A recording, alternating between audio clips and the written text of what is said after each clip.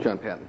I just wanted to quickly address something Mr. Simmons said, and that was that he was getting accosted with perceptions that you guys were all crooks and all of that. And somebody else mentioned that to me, and supposedly it was on my message board, but I've torn my message board apart, and I don't have any message on there that's like that, or at least that I can find. So that didn't come from any of the posters that I've got or that I know of, and it certainly didn't come from me.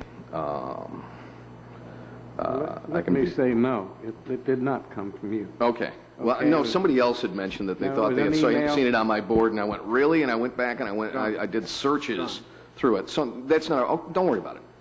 And I apologize if I put you on the spot. But having said that, there's going to be a lot more feelings like that as you progress into the airport. And it comes from a lack of transparency. And I'm using that word with a capital T. Some of the problems that the PR problems that the city has had in the past months have come from that same lack of transparency, from the rumors that I supposedly started, then it was later determined that I wasn't started. Had the employees known in advance what was going on. Even the troubles with Mr. Sherrick, had those been made transparent at the beginning, when those incidents first happened. The bogeys, the editorial in today's Herald Tribune, all of them stem from a fundamental lack of understanding by the city on how to communicate with its citizens and how to communicate with its own employees.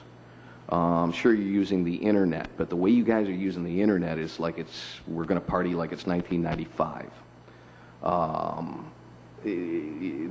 The public relations that you do is straight out of the 90s. There's a new concept that's coming through, and I've been using some or most of it without even consciously being aware that I've been using it.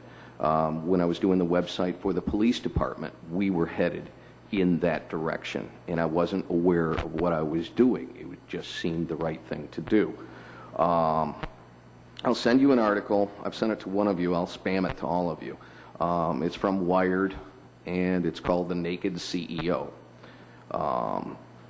It talks about how companies and Fortune 500 companies are using the new business concept of transparency, and it involves a lot of electronic communication directly from individuals.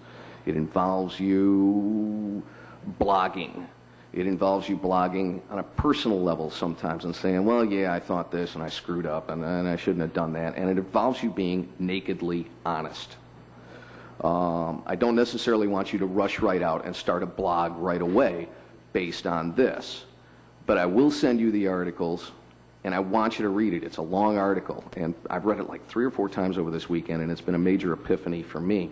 Curiously enough, this will wake the mayor up, one of the major companies that is involved in transparency and pushing it is the company that you're on the board of, Sitescape. That has nothing to do with blogs. Oh, but it does. Oh, No, but your company has embraced the process.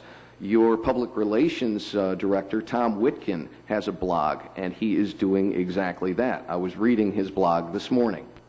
So Sitescape has embraced the concept of transparency. At any rate, it's for those of you at home, if you go to wired.com, look for the story of the naked CEO, and for the rest of you, I'll email you the link.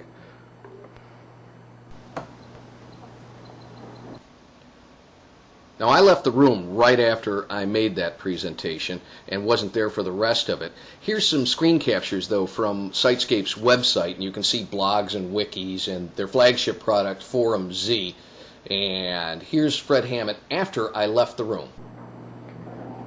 I don't think that blogs makes us transparent.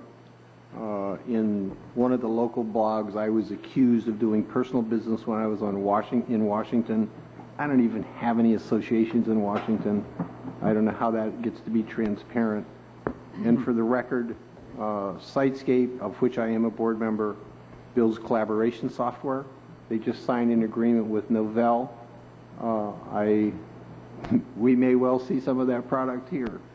They are not a blog site. They're a collaboration software site. If one of their people has a blog, it's up to them, like, so we have some individuals here, and I think that accusation is out of place.